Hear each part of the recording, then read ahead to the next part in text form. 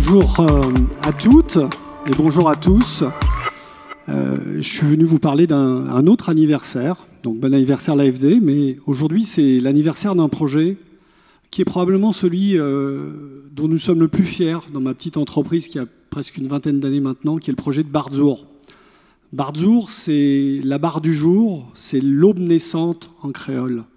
C'est un projet qui a suscité énormément d'espoir. Alors ce projet, il est né par hasard, parce que comme vous l'avez dit tout à l'heure, comment on arrive à 100% d'énergie renouvelable sur une île qui fait 100 km de long sur 50 km de large, avec un volcan qui occupe 80% de la surface, comment peut-on arriver à une autonomie énergétique et une autonomie alimentaire? Donc ça, c'était notre obsession déjà depuis plusieurs années, depuis 2007 à La Réunion.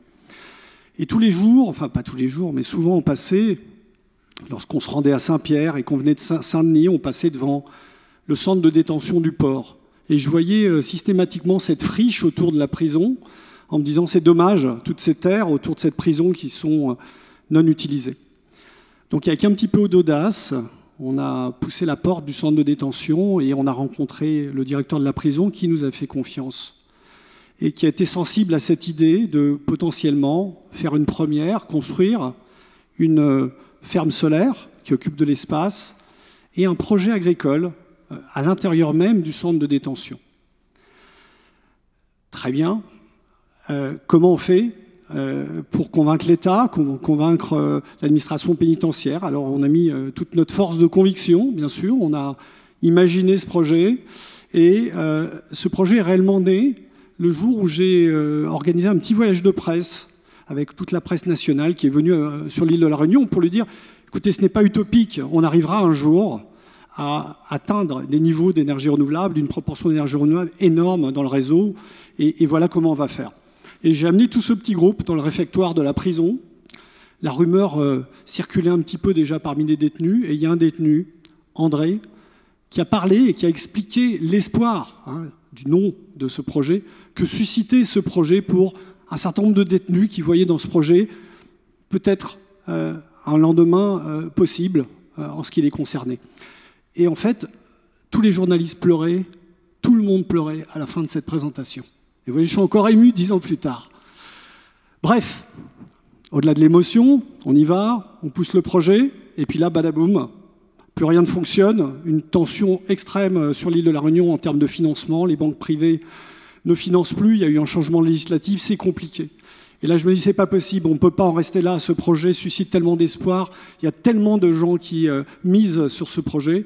Donc je suis allé voir l'AFD, et je tiens à le dire aujourd'hui, sans l'intervention à ce moment-là de l'AFD, ce projet n'aurait jamais vu le jour. Alors qu'est-ce que c'est que ce projet? Ce projet, c'est une triple intuition, c'est une triple innovation. C'est une innovation technologique extraordinaire. Il faut vous remettre dans l'époque, il y a 10 ans. C'est 9 mégawatts de solaire à l'intérieur de la prison, mais couplé à 9 mégawattheures de stockage. Ce qui allait devenir et ce qui est aujourd'hui la pierre angulaire du renouvelable. Sans le stockage et la combinaison des deux, on ne peut pas régler la problématique d'intermittence, surtout sur une île comme l'île de La Réunion. Donc première technologique, et aujourd'hui c'est 14 000 foyers qui sont alimentés par ce projet. Première en termes d'agriculture. Ce que l'on voulait faire, c'était aussi démontrer que grâce à ce système que vous voyez à l'écran de serre anticyclonique, on pouvait aussi aspirer à une certaine autonomie, ça c'est clair, mais aussi une certaine sécurité alimentaire, puisqu'on est sur une zone cyclonique avec des tempêtes tropicales incessantes qui sont de plus en plus nombreuses. Donc cette solution de serre anticyclonique permet de travailler cette question d'autonomie alimentaire et surtout de sécurité alimentaire. Donc du bio, qui est rapidement devenu de la permaculture. Et à ce moment-là, l'AFD intervient encore, puisque j'arrive à convaincre Marc Dubernet, je le salue, et ses équipes, que ce qu'on est en train de faire, c'est quelque chose de magique et qui va marquer les esprits dans le futur. Ça deviendra peut-être la norme demain. Et donc je le convainc de participer au financement d'un film qui s'appelle Demain. Donc si vous avez vu Demain, si vous ne l'avez pas vu, revoyez-le. Barzour est dans Demain. Mélanie Laurent et Cyril Don viennent filmer le chantier et expliquent déjà les germes de ce qu'allait devenir ce projet. Alors on ne savait pas que ça serait le César du meilleur documentaire et que ça serait le film de la COP 2 ans plus tard, mais l'AFD a été présente à ce moment-là aussi. Troisième innovation, notre responsabilité au cœur des territoires, ce n'est pas uniquement d'amener cette autonomie alimentaire, cette autonomie énergétique, c'est aussi de regarder socialement ce que l'on peut faire. Qu'est-ce qu'on représente comme retombée pour les populations qui vivent au cœur de ces territoires? Et là, on a convaincu la juge d'application des peines, on a convaincu l'administration de nous laisser pendant les 20 ans qui allaient suivre, même si ce projet a 42 ans, on s'est engagé sur 20 ans à former 150 détenus. Et l'idée, c'était aussi là du bon sens. Si on propose à ces détenus des métiers de demain, producteurs bio, sous serre, anticycloniques, ben on a peut-être des chances de réussir des réinsertions. Et aujourd'hui, 10 ans plus tard, André, qui nous a fait tous pleurer, travaille toujours dans les équipes d'AQ-Énergie, dans les équipes de maintenance. Et ça, c'est une énorme fierté. Donc ce qu'on a voulu faire, c'est montrer avec ce projet d'espoir qu'avec de la bonne volonté, de la détermination, des bons partenaires, et l'AFD a été un bon partenaire à ce moment-là, peut-être que finalement, ce qu'on imaginait être le monde de demain, ben, aujourd'hui, je peux vous assurer que le monde de demain, c'est déjà aujourd'hui à Barzour, et on est en train d'exporter ce modèle un petit peu partout dans le monde. Merci à vous.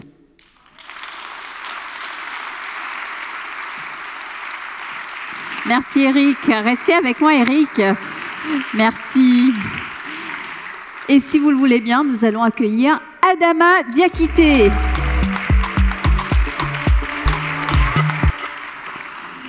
Alors, Adama Diakité, qui est responsable équipe projet, cellule secteur privé du département des 3 océans de l'AFD. Adama, bonjour, ça va?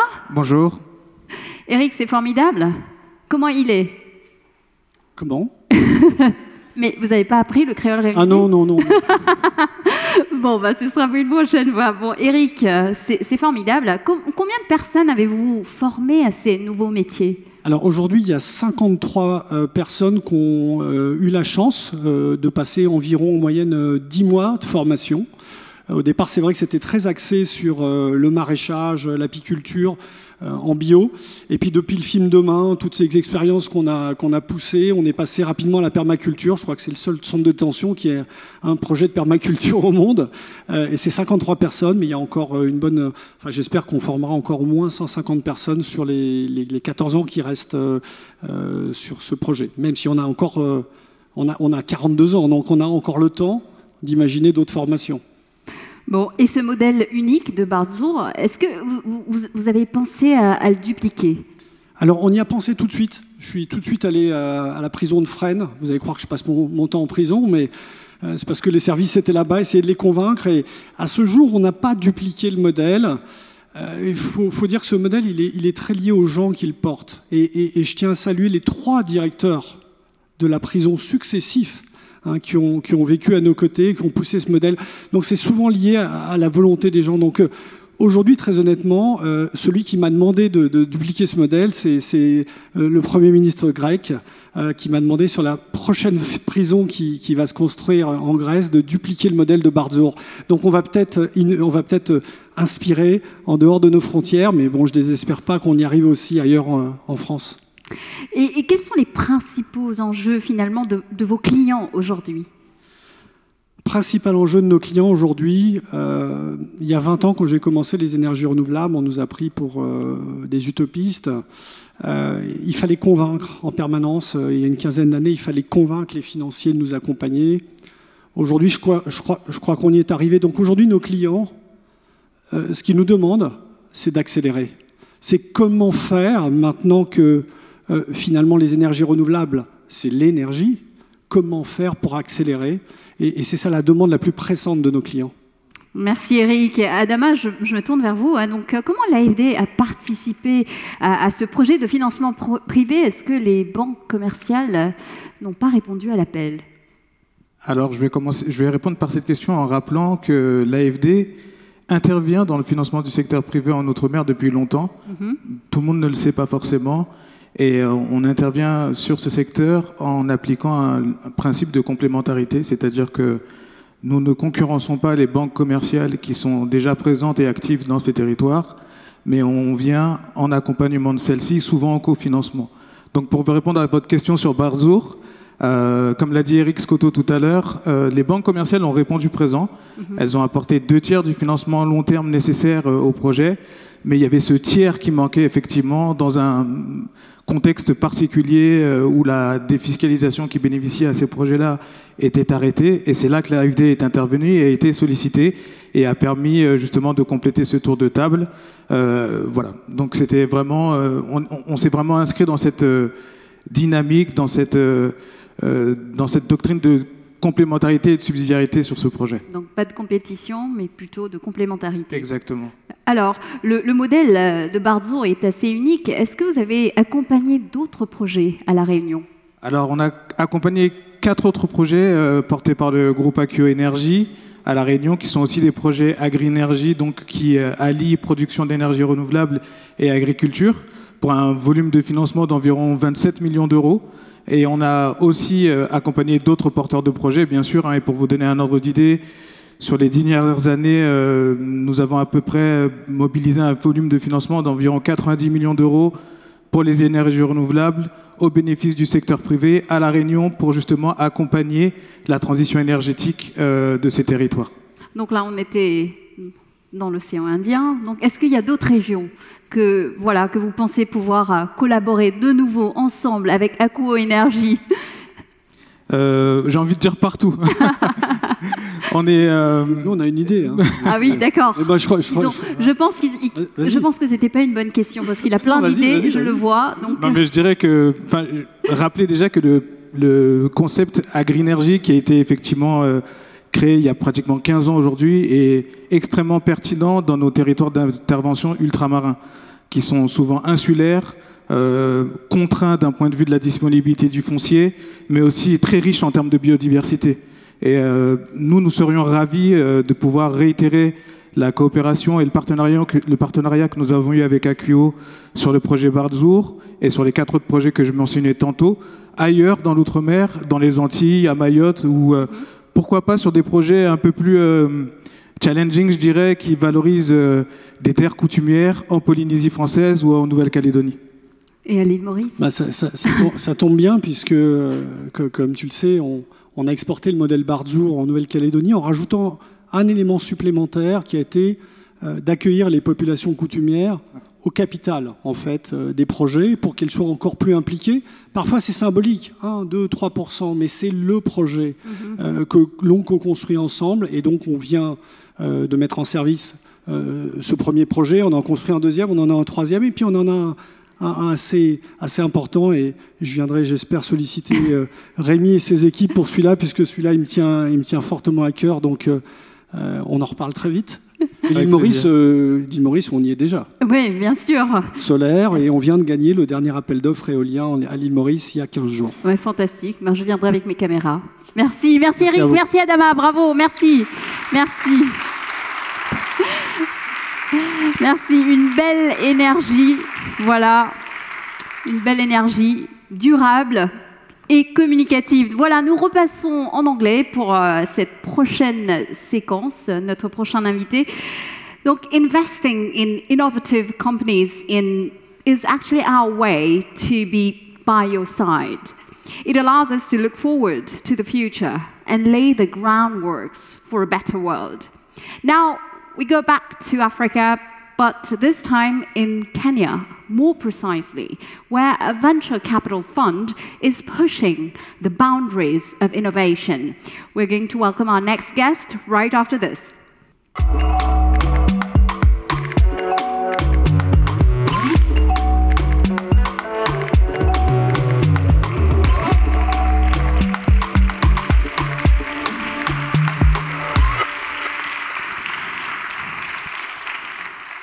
Je vais maintenant présenter Andrea.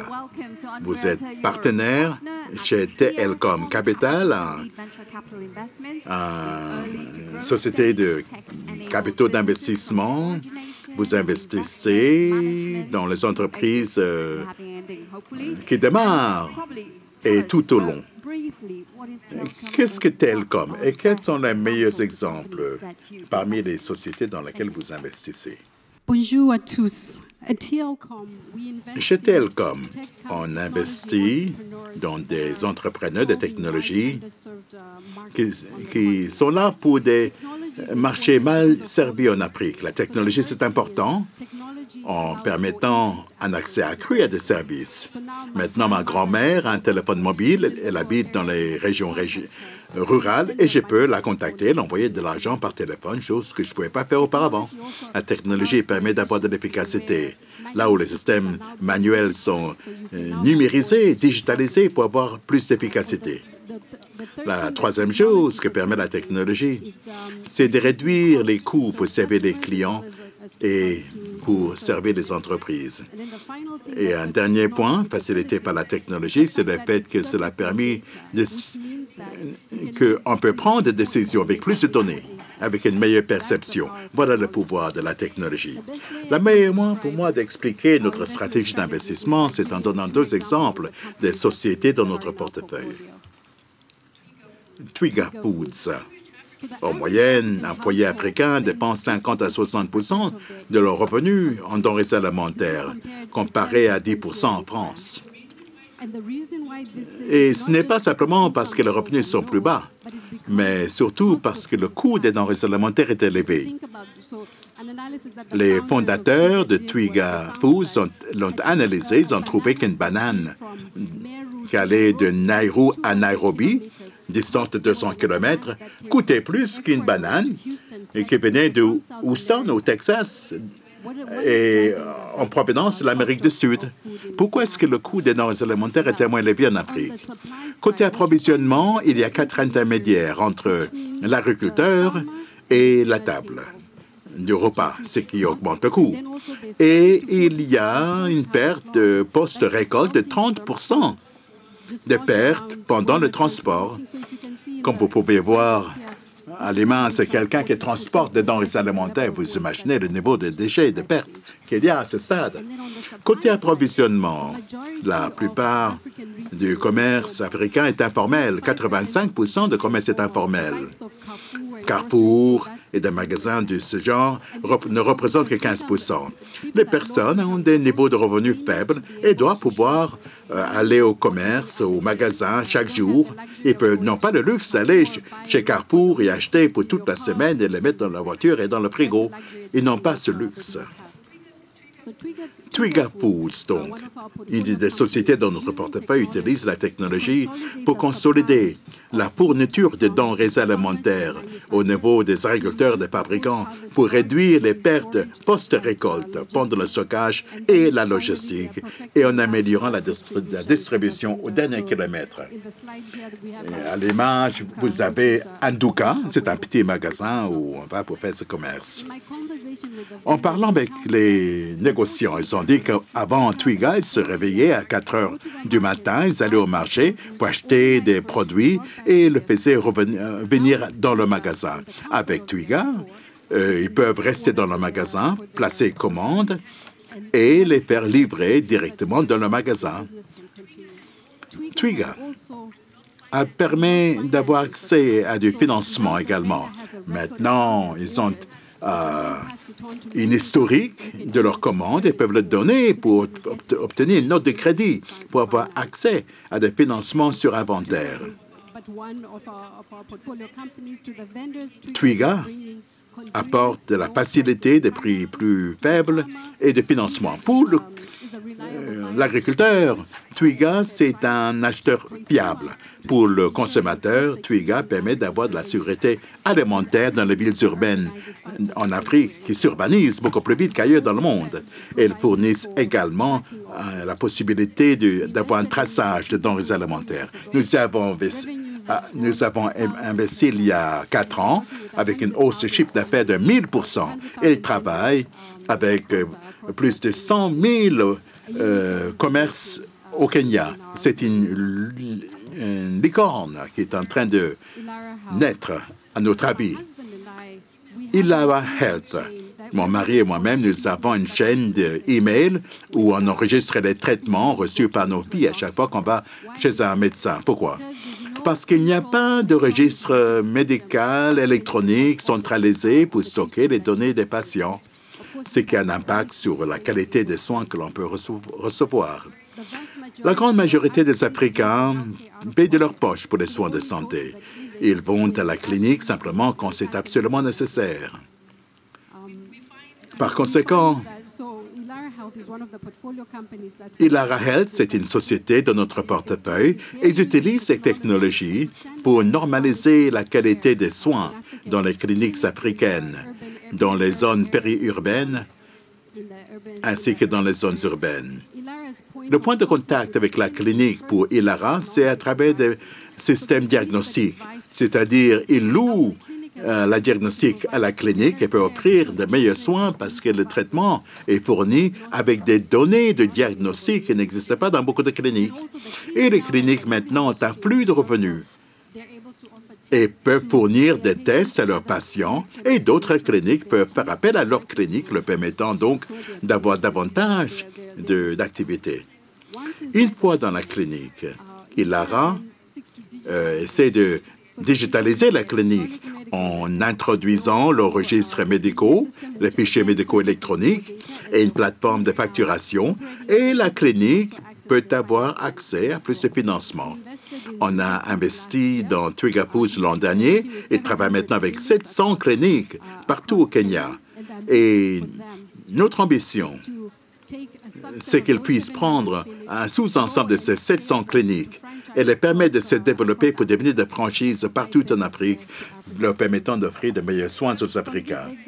L'exemple de Twiga et Elara, simplement deux de nos sociétés dans notre portefeuille. Vous voyez l'avantage de ce que nous faisons. Ce n'est pas simplement pour nous, en tant que gestionnaires de fonds, du point de vue d'un rendement, mais c'est surtout pour nos communautés. Les sociétés dans notre portefeuille ont employé plus de 2200 personnes, dont 30% de femmes, et la plupart sont des jeunes.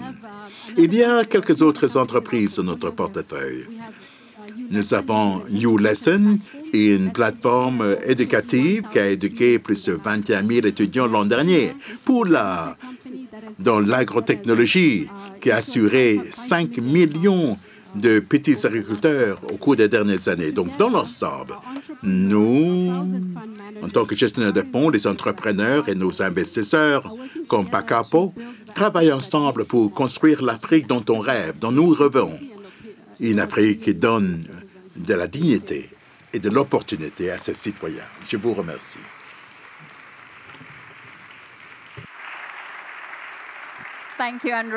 Merci, Andriata. Très inspirant. On va recevoir Eric Zonsop de Pacapo, directeur d'investissement. Formidable. Eh bien, bonjour Eric. C'est fabuleux. Fabuleux. Twiga, je regardais les projets et je suis impressionné. Qu'en est-il? Est-ce que vous êtes impressionné? Vous ne pouvez pas dire non. Hein? Ah oui, bien sûr. Je crois fortement à ce projet. Ce n'est pas parce que nous sommes des investissements de Telcom, mais surtout parce que cette entreprise est en train de résoudre des problèmes essentiels dans la région et qui est importante pour la vaste majorité de la population. Et avec à la tête des entrepreneurs exceptionnels. Pour ces deux raisons, je pense qu'ils vont avoir un brillant avenir. Andriata, pour notre public, quelle est votre définition d'un bon investissement? Lorsqu'on réalise un investissement, on essaie de répondre à des questions. Tout d'abord, concernant le marché, est-ce que c'est un marché attirant? Donc, on cherche des entrepreneurs qui vont pouvoir résoudre ces problèmes sur un marché plus grand, avec la possibilité d'utiliser de la technologie qui pourront mener à plus grande échelle. Et ensuite, on regarde quelles sont les forces de l'entreprise. Bon, c'est un bon marché, mais est-ce que c'est un modèle d'affaires manière qui va pouvoir être viable sur ce marché? Et est-ce qu'ils ont une équipe qui pourra le mener à bien? Et troisièmement, est-ce que c'est un bon investissement du point de vue de l'évaluation, du point de vue des termes que l'on pourra obtenir? Donc, si s'ils répondent à ces trois critères, eh bien, on fait cet investissement. Et vous, qu'est-ce que vous pensez? Proparco est une institution de développement et en tant que telle, nous essayons de faire des investissements qui ne sont pas uniquement définis en tant qu'investissement, mais nous attachons beaucoup d'importance à l'investissement que nous allons pouvoir faire sur la vie de tous les jours des personnes. Et dans le cas de Illara et Twiga, nous essayons de faire en sorte qu'il y ait des changements dans la vie des personnes et que ce soit en plus un retour sur l'investissement. Donc, Andréata, j'ai cru comprendre que vous travaillez en étroite collaboration avec les entreprises. Donc, en quoi est-ce que cela a permis d'augmenter votre portefeuille? Nous travaillons de manière très étroite avec ces sociétés dans notre portefeuille et plutôt que nous pencher sur le capital, nous avons fait des expériences au niveau des finances des gouvernements et nous mettons cette expérience au service du portefeuille pour pouvoir apporter cette aide. Et lorsqu'on pense à la stratégie, à l'expansion, comment créer de la valeur? La plupart des entrepreneurs qui sont des fondateurs de leur société, qui n'ont jamais vu leur entreprise grandir. Et donc, c'est ce que nous faisons et que nous leur apportons cette expérience pour aider les entrepreneurs. Donc, je suis curieuse. Comment vous travaillez ensemble? Comment est-ce que fonctionne la relation? Nous avons une excellente relation. Il est vrai que c'est un des premiers managers que nous avons supporté, donc Telcom, et nous sommes très heureux de l'avoir appuyé. Donc, Andréata, qu'est-ce que vous en pensez? Donc, c'est intéressant parce que lorsqu'on a commencé ce périple en essayant de mettre sur pied ce fonds en 2014, les gens nous pensaient qu'on était complètement fous parce qu'on essayait de lever ces fonds. Et Proparco a été un des premiers investisseurs qui nous a aidés et qui nous a appuyés. Et nous en sommes reconnaissants. Et Proparco est allé plus loin puisqu'il a investi dans certaines des entreprises qui sont dans notre portefeuille. Et nous manquons encore de capital. Mais Proparco nous a vraiment aidés. Et nous avons une très bonne relation de travail. Merci beaucoup, Andréata. Merci, Eric. Merci beaucoup.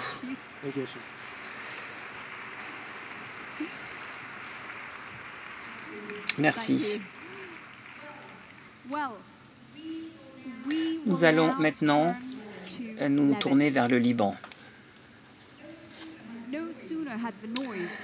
Alors que le bruit de la guerre venait de s'éteindre, le brouhaha du marché revenait. Et puis tout d'un coup, il y a eu 2 explosions massives, suivies par un silence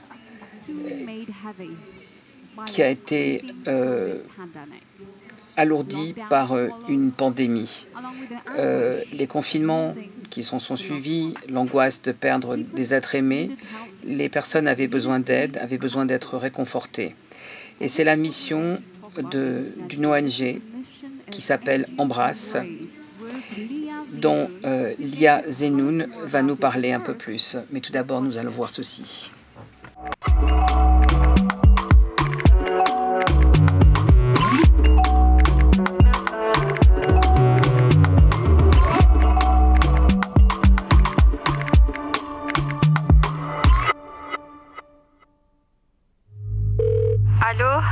الو خط الحياة كيف يساعدكم فيك تساعدينا بليز Est-ce que vous pouvez m'aider?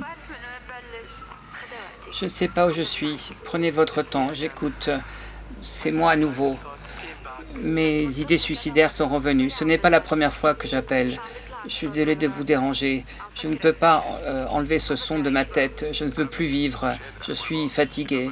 J'en ai marre. Je ne peux plus supporter ceci. Je veux mourir. Parfois, je préférais ne pas être né. J'ai encore des idées suicidaires. Je vais enfin me reposer. Imaginez que ces appels ne trouvaient pas de réponse, que ces cris ne trouvaient pas d'écoute. C'était le cas au Liban. Personne ne répondait à ces appels. Je suis Lia Zemoun. Je suis directrice de partenariat stratégique à Embrace, une organisation de pointe au Liban qui lutte contre le suicide. Nous nous occupons de la prévention et du traitement.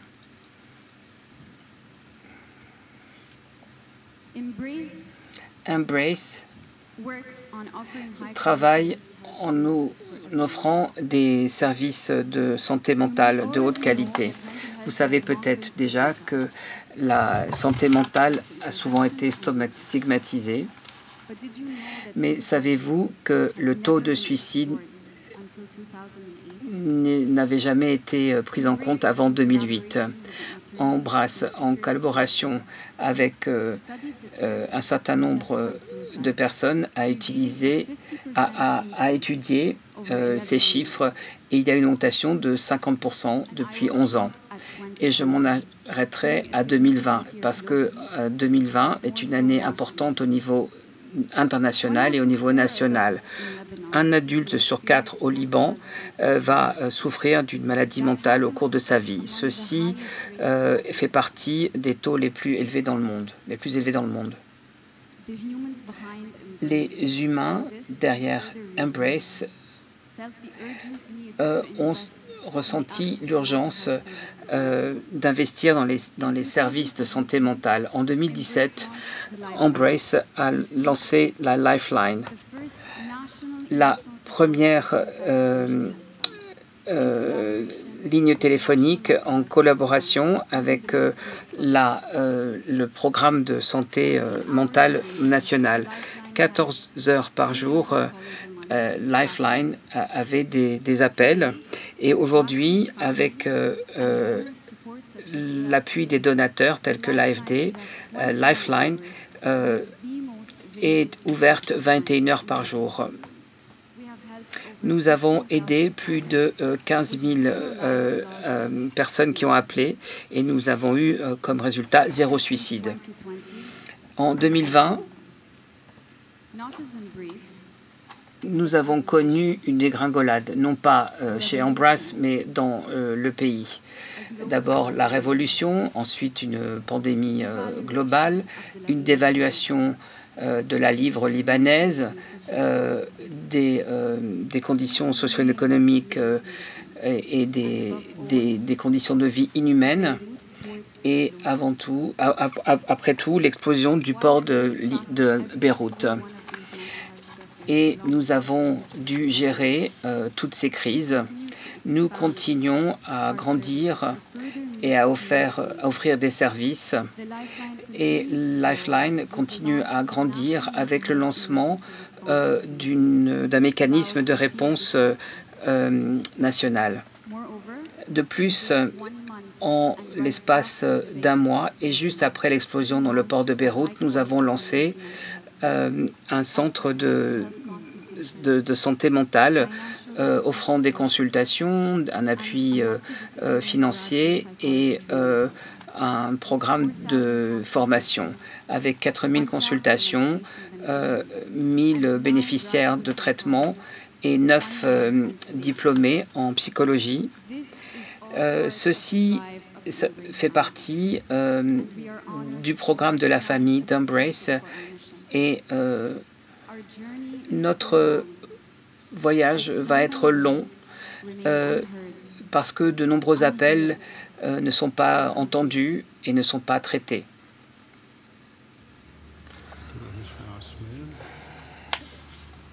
Tournez un peu la tête à gauche, c'est formidable. Considérez que le temps a passé et que vous êtes guéri. Ça ira mieux avec le temps. Est-ce que ça se verra encore? Est-ce qu'on peut, on peut le supprimer complètement?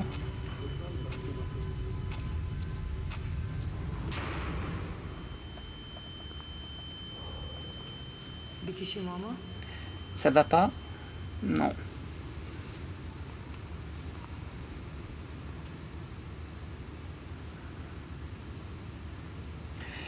Il y a des blessures cachées qui le restent.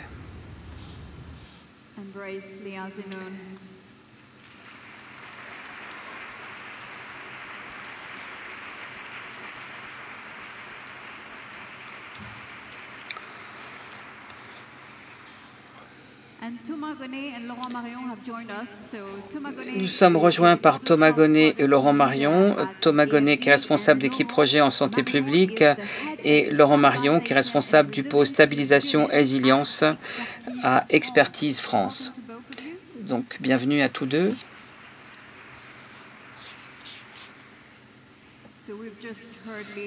On vient d'entendre Léa et de voir quelle est la situation au Liban. Qu'est-ce que vous pouvez nous en dire? Comment est-ce que la situation médicale est au Liban en ce moment? Depuis 3 ans, la situation socio-économique et géopolitique au Liban s'est gravement détériorée. L'épidémie de Covid-19, l'explosion du port de Beyrouth l'année dernière, en plus des conséquences de la présence d'1 million de réfugiés, n'a fait qu'aggraver la crise. Aujourd'hui, plus de la moitié de la population libanaise vit sous le seuil de pauvreté. Le taux de chômage atteint 30 à 40%. Le pays ne peut fournir l'électricité que pendant 2 ou 3 heures par jour. Les gens souffrent de pénurie, de médecine, des biens essentiels. Et la santé, les soins de santé privés ne sont plus accessibles à la grande majorité des personnes. Et les services publics sont littéralement dépassés. Et la situation des filles et des femmes est particulièrement grave. Mais Lifeline, la ligne de vie, en fait, est l'une des initiatives principales de Embrace. Embrace travaille sur la prévention et le traitement de la maladie mentale. Les universités, les écoles et les lieux de travail nous aident parce que nous avons parlé de la santé mentale qui fait partie de tous les aspects de la vie économique et à partir des programmes de prise de conscience, nous essayons de répondre à ces problèmes. Quel est le rôle que joue l'AFD au Liban aujourd'hui? Pour le groupe AFD, la sécurité est très importante. Plus de 50 millions ont été consacrés depuis 3 ans. Nous appuyons plus de 26 centres de santé, 2 hôpitaux publics, des services néonataux, des activités psychosociales et des initiatives contre la violence, l'addiction.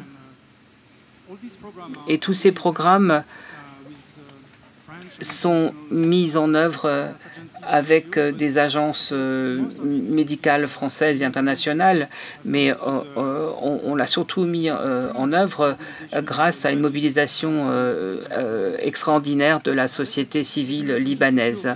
Je voudrais vous parler de quelques-unes. Il y a d'abord Arc-en-Ciel qui appuie les personnes handicapées, Amel qui travaille avec les enfants des rues, Skoun qui lutte contre les addictions, et Abad qui œuvre pour l'égalité des hommes et des femmes, et Embrace qui fait un travail magnifique avec Lifeline. Mais le fait est qu'aujourd'hui, le Liban souffre d'une fuite des cerveaux. Beaucoup de médecins, d'infirmiers quittent le pays. 20 à 30% des professionnels de santé sont absents. Donc dans ce contexte, il faut vraiment rendre hommage à la jeunesse qui est vraiment engagée pour remédier à cette situation. Beaucoup sont volontaires, avec un véritable sens de la solidarité et de l'égalité. Et ces jeunes hommes et ces jeunes femmes sont la véritable force du pays. Merci Thomas.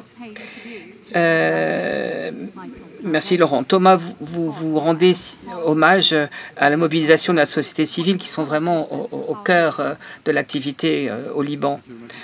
Bon, merci beaucoup, Acha. Je ne peux qu'appuyer ce qui a été dit par Laurent en disant que on appuie les organisations de la société civile parce que c'est une action clé d'expertise en raison de la crise qui sévit aujourd'hui. On le fait avec notre projet Shabaké qui a pour but d'appuyer, à renforcer le rôle de la société civile. Et ajouter à cela, je voudrais revenir à ce qui a été dit par Léa Zenoun, parce que je suis d'accord avec Thomas pour dire que c'est vraiment emblématique, enfin, tous ces témoignages des atouts incroyables de la société civile au Liban et de leur et je crois que c'est très important de le souligner. Et je voudrais vous dire comment ils ont été capables de se mobiliser. Et n'oublions pas que de nombreuses sociétés civiles sont très très énergiques au Moyen-Orient parce qu'elles sont près du peuple, elles ont la capacité d'atteindre les gens et de fournir des services là où les autorités publiques ne peuvent le faire en cas de conflit, etc. Donc, dans ce contexte de crise, de quoi avez-vous besoin? Comme vous le savez, dans le contexte de crise, il arrive très souvent que les sociétés civiles ont de plus grosses difficultés à accès à des fonds directs de la communauté internationale. Et très souvent, ce sont des partenaires qui peuvent nuire à leur capacité de financement. Ça a été très visible lorsque nous avons eu le Grand Bargain Agreement. Donc, merci. Continuez le travail que vous faites. C'est un formidable travail. Merci beaucoup.